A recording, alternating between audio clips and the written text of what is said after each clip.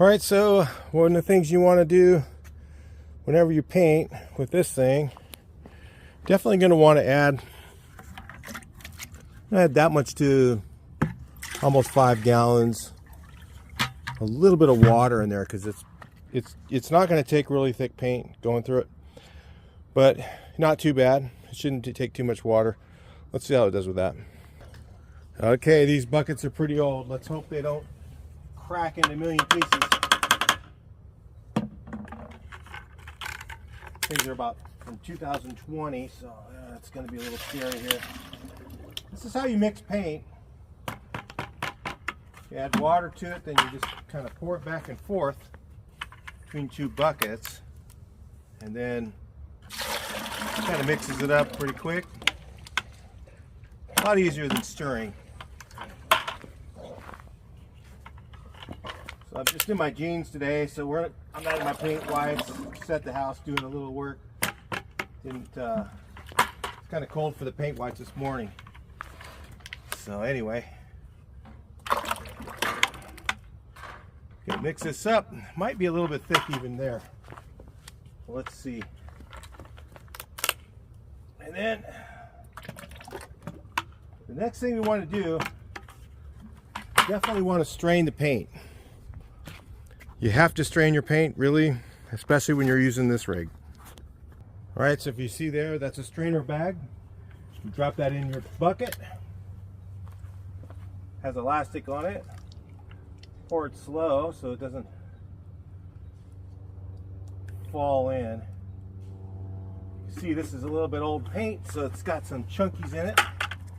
Even brand new paint, you better strain it with this rig because it has a really fine mesh filter. Now, the thing you don't want to do is take your other hand and run it down. So we're not going to do that. So I do that like that. Usually I'll spin it around if I'm doing it straining into a 5 gallon, but I'm not. So I'll just put it back in here. And what I'll do is I'll stick my lid back on so my strainer bag doesn't fall down in the paint. It's always terrible when that happens. So I already primed this in another video I was doing. But I'm gonna have to re-prime it again. So it's already got paint in the line. And if you ever prime this, run this rig, you never want to lose this thing for sure. That's a little piece for the tip. It'll make it leak. You shouldn't have Teflon tape on any of the connections either. If you have Teflon tape on there, get it off there and tighten them up properly without Teflon tape. The Teflon tape does nothing for the spray line. If it's leaking and it has Teflon tape on it, you need to take that off. So I have the rig turned on prime right now. So this valve is facing downward. Okay, and I need to go ahead and run some paint through it. So I'm going to go ahead and turn it on. It's priming right now. I can see it. When that line's wiggling like that, it's already pumping through it. You turn it off, turn it to spray, turn it on. I've already got paint in my line, but I want to run some through.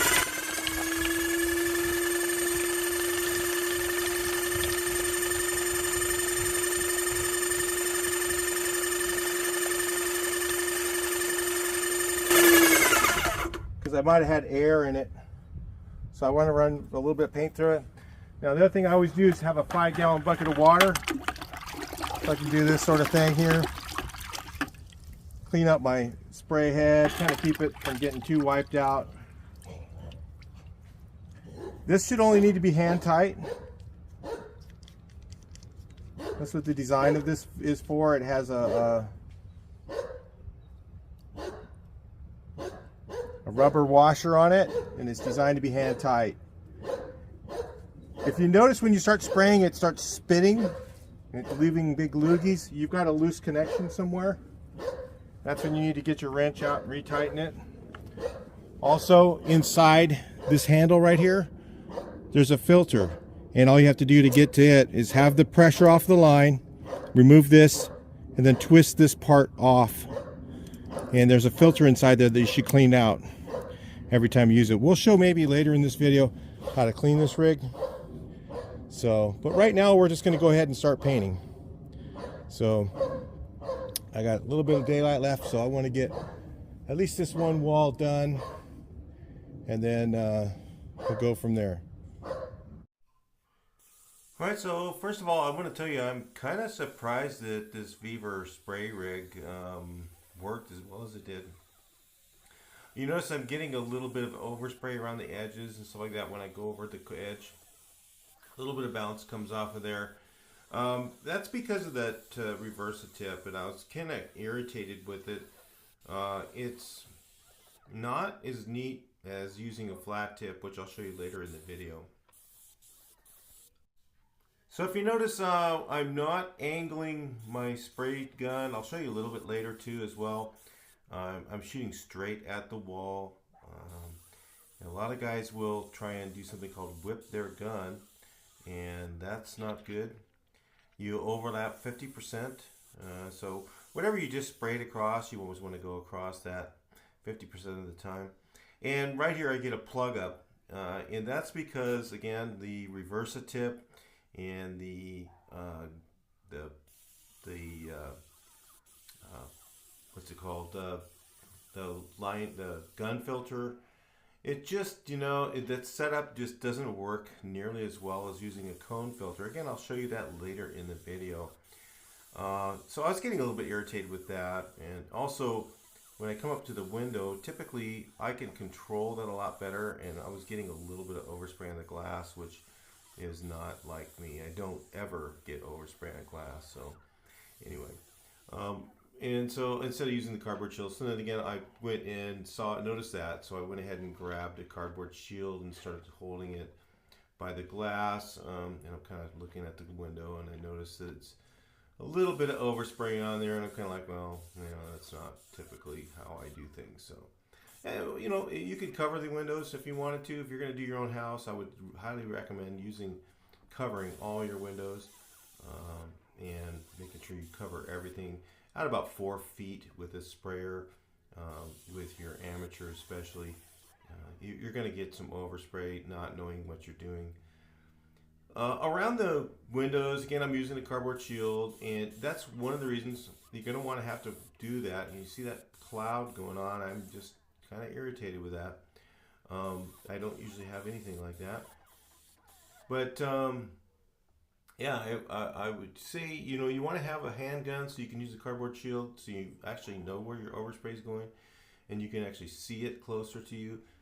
When it's too far away, with these guys using pole guns for everything, it's really not as good as actually using a handgun like this, and visually getting close to the spray and knowing exactly what's not, you know, hitting the wall and coming back at you or whatever. So having that gun control is really important. So anyway, I'm using the cardboard shields at the base. You know, this is just a garage shop. It's nothing fancy. I'm not trying to make it really look amazing or anything. Just kind of shoot a little bit of paint on here, and it's kind of faded. It's a maintenance thing, so I just want to, there we go, plug up again. I think I did about 6 of them on this wall, and that's again because I'm not using a cone filter, and I'll show you what that is again later in the video. So the Vevor rig actually keeps up very nicely, and I was actually surprised how well it worked. I think if I put my regular line and spray gun that I normally use on it, I probably wouldn't hardly notice the difference between that and my other rig that I usually use. Other than I'm sure it wouldn't last as long as the other one. Eventually the packings start to wear out on these, and then, you know, you have to rebuild it. And I think the rebuild kit for these is the same for the X9. They are not as inexpensive as the more expensive models, like the Titan 440 that I normally use. And the Titan 440, the spray packings are a lot cheaper. You can get generic ones for like way less than the ones for the X9, because the X9 kind of comes with a brass piston, I think, and stuff like that. It's like I said, it's a homeowner style unit, but it's not bad really. You know, it gets the job done. And if you guys are looking to save money, you found out how much it costs to get a house painted now, and you kind of go, wow, you know, I'm looking for some alternative. This might work for you. And that's what the purpose of these videos are. So anyway, yeah. So yeah, I'm able to cardboard shield around a lot of things. Typically, sometimes I'll take tape off the lights, or I'll pull them down. But on this, again, because it's just a garage, I'm not really concerned with the lights. You know, if it gets a little bit of overspray on them, I'm not concerned with it at all. Again, this is just like a shop garage. It's nothing fancy. If you were gonna do your house and try to keep everything clean, you want to pull your lights down, you know, and it's just a whole lot easier to keep them clean. You mask them off with a little masking machine or something like that. Well, I'm going to put some more videos up on masking and stuff like that, so stick around for those. Come back, make sure you subscribe if you're new to the channel, and see if those things you'll enjoy doing. So anyway, I just ran through this wall, was able to do it very quick. This Vevor spray rig just kept right up. I had no issues other than the plug ups, and those weren't really the rig problems. It's just because it's just a typical, you know, amateurish setup where you don't have where you're using a reversa tip and you have a gun filter, and not having a cone filter at the tip to keep that tip from getting plugged up all the time. You know, it's just kind of, you know, that's why a lot of guys work that way. I have so many guys that watch my channel even, and they go, oh, no. That's not the right way to do it. You should use a reversa tip. It's so much better. Honestly, it really isn't. It's all about not getting plug ups, you know. And if you've got a good cone filter, it doesn't matter if you have a reversa tip or you have a flat tip. It doesn't matter. You're not going to be plugging up. So anyway, that's the way I typically will do it. And you can check out the videos called My Setup if you want. Look up, you know, on the channel, My Setup, and you'll find out what I use all the time and how that I get no plug ups, hardly ever, and have a very clean spray, very little overspray, can really get it down to a nice tight finish. It's still not bad, you know. Like I said, this isn't bad, this isn't terrible. My guys like to use a reversa tip. I don't know why, but they do, and you know, they still never want to listen when I tell them to use a flat tip. So anyway, we're going to go ahead and do the eaves. The one thing that's nice is this gun did have a little bit of a swivel to it, so the line doesn't twist up, and so that helped a little bit on the eaves. The 4-finger gun is a little bit irritating to me.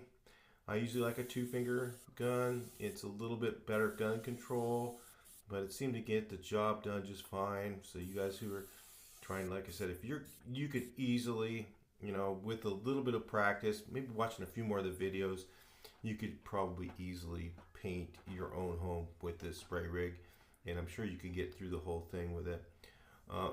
The 25 feet of line, if you're working on a big wall, if you're like at a 2-story house, something like that you're going to find a little bit irritating, because those walls are about 16 feet tall, and some houses are actually 25. You might be all the way stretched out, but most of the 2-story homes are about 16 feet, or 16 or 18 feet high. And when you get up to the top of the ladder, you're going to be pretty much stretched all the way out with the line, and you're not going to be able to do a very large area at a time. You have to constantly move the rig. Again, plugged up again. There we go. I got a little teed off with that, and I just went ahead and sprayed it on the eave. But if you get one of these things, you might want to consider really getting a 50-foot of line, and it will probably help you save some money. They have generic line that's cheaper, but honestly, you know, a lot of times it breaks. It doesn't last that long. I mean, if you're a homeowner job, I mean, this line that's on here is generic too. So what do you expect? You know, you could probably get a generic line and still be okay. The place called Spray. What is it called?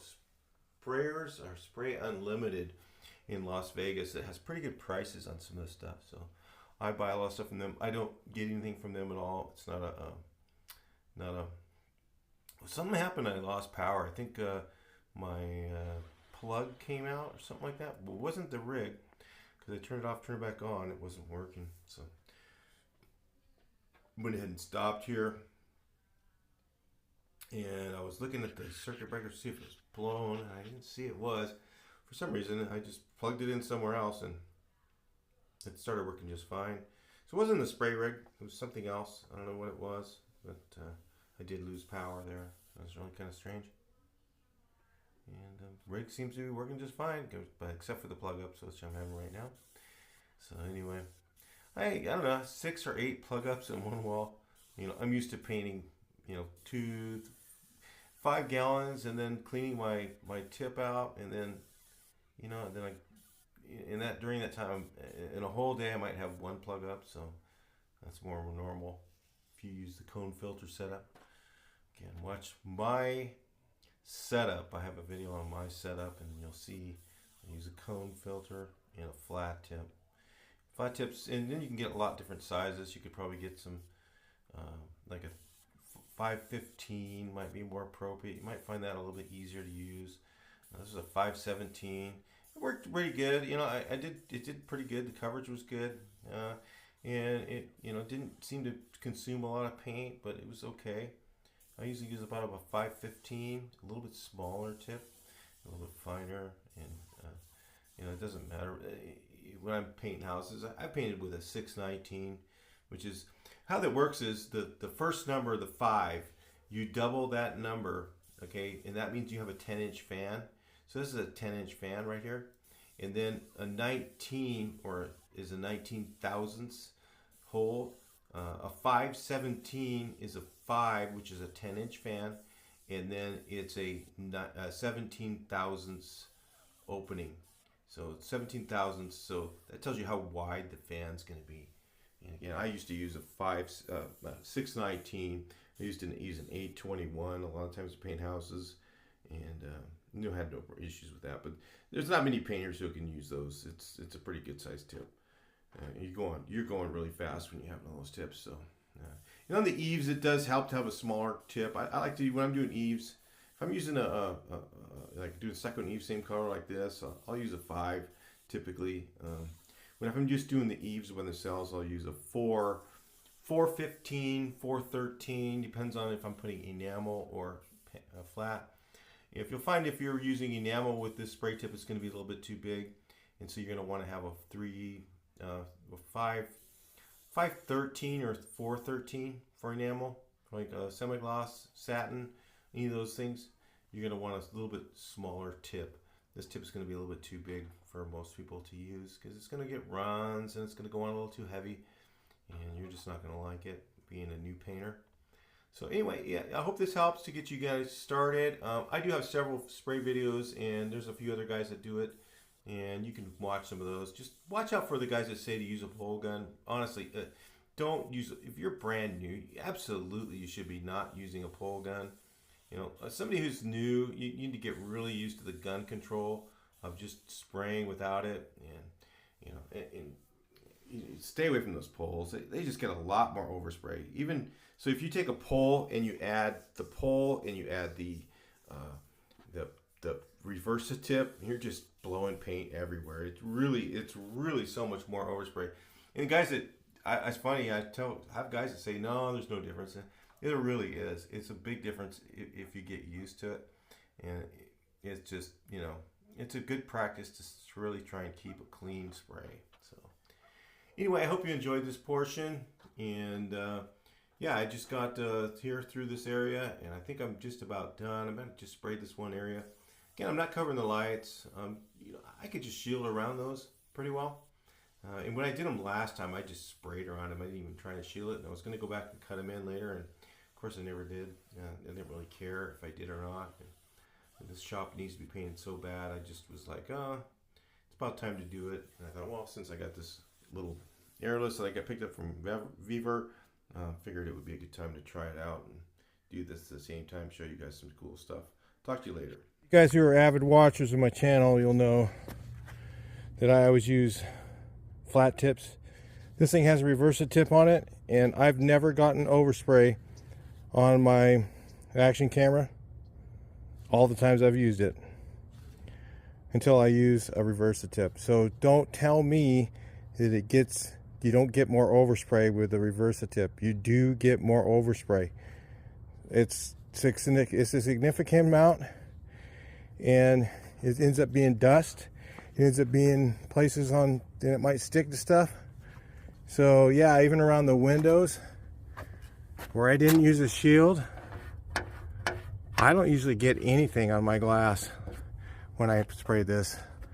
This is not the sprayer's fault. This is the reverse tip, guys. If you're new, this is a flat tip setup.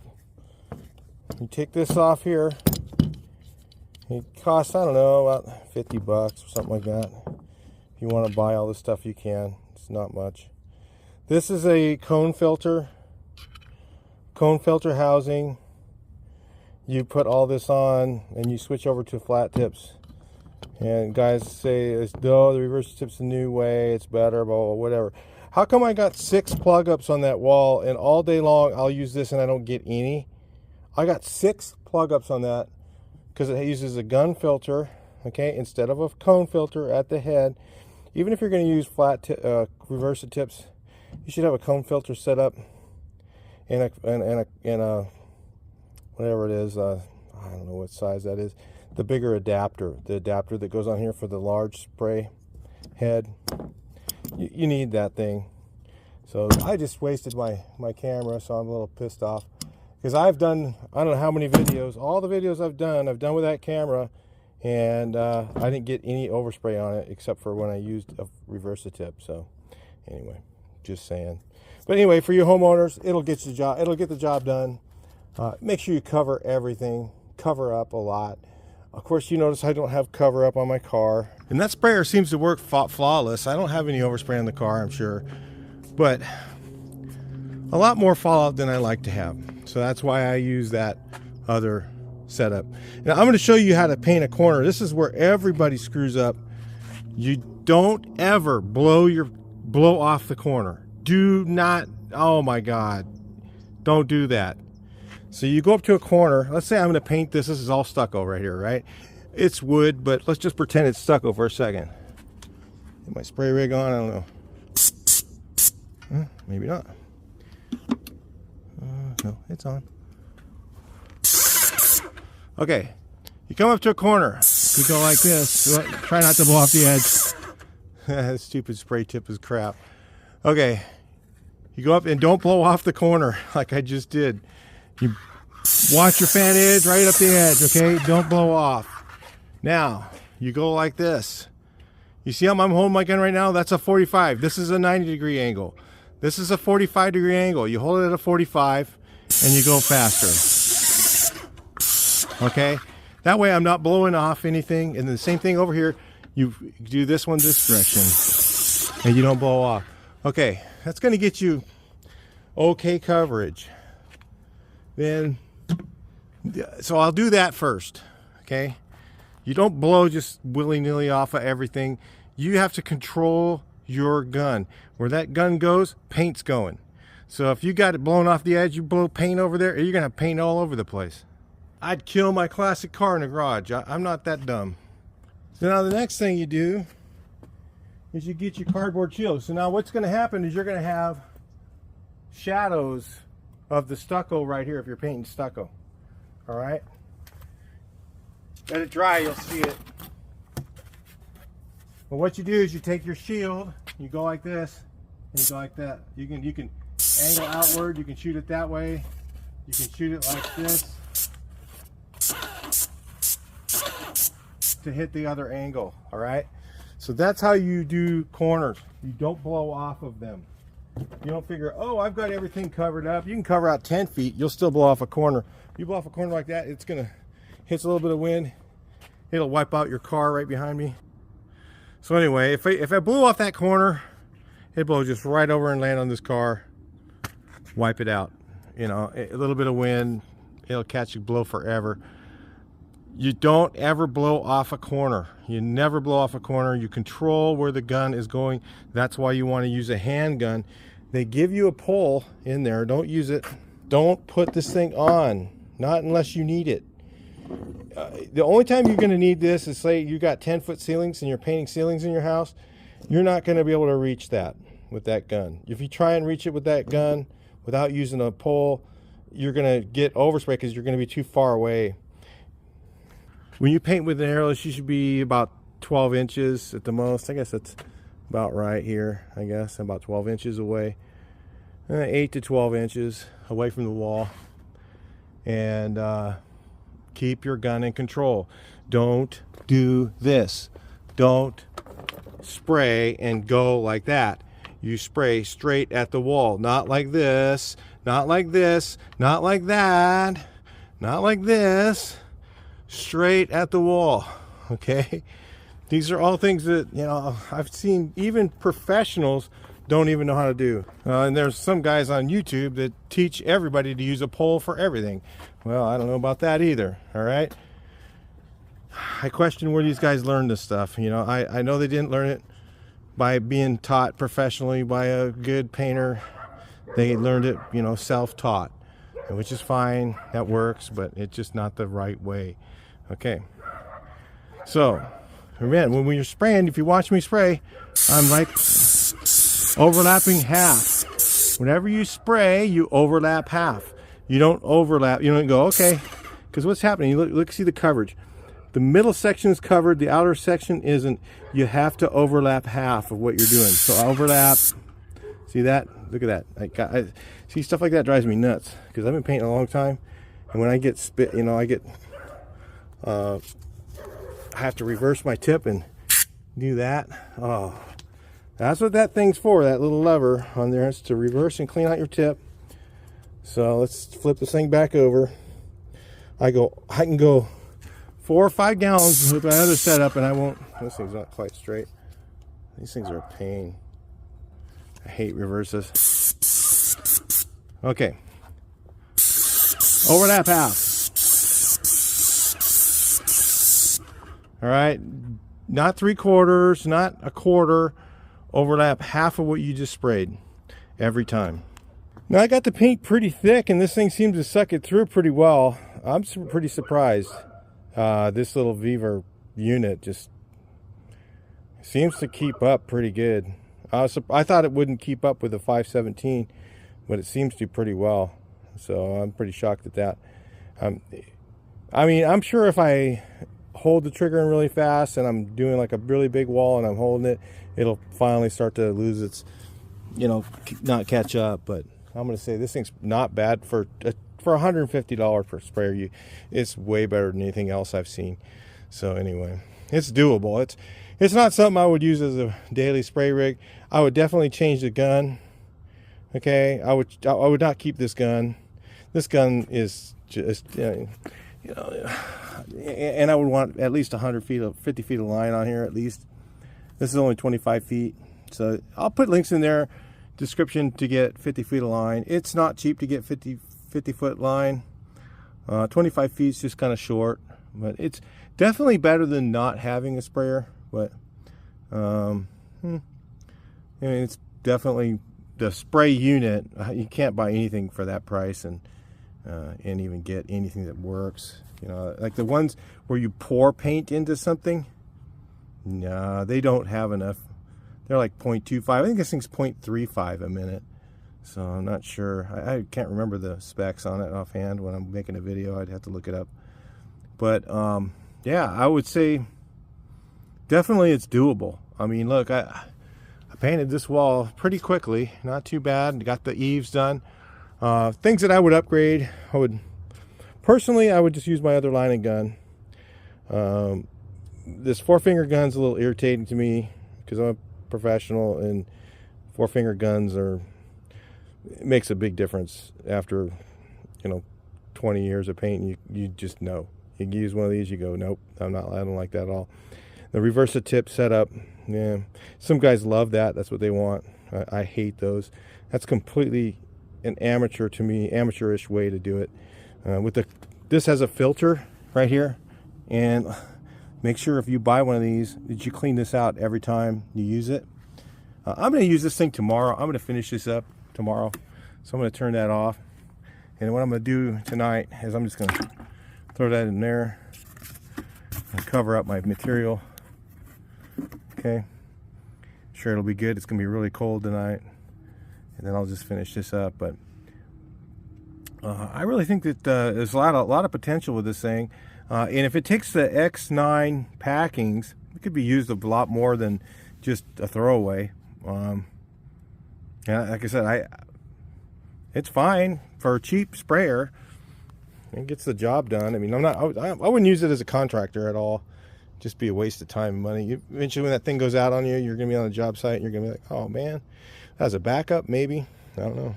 I mean, if it gets stolen out of your truck, what do you lose? 150 bucks? Who cares? You know, you just have another one at home and just go get it, you know, whatever. Like mine gets stolen, it's kind of expensive. So anyway. All right, that's it, guys. That's how to paint. That's a little bit how to paint with an airless. Hopefully the video footage came out okay with the GoPro. I gotta go clean it right now because it's got overspray all over it, and that irritates the hell out of me. Like I said, I painted hundreds. I don't know how many videos, I don't know, not hundreds, but I've probably done about 20 or 30 videos with that thing, and I've never gotten overspray on it. So anyway, except when I use a reverse tip. Boy, that tells you something right there. Talk to you next one.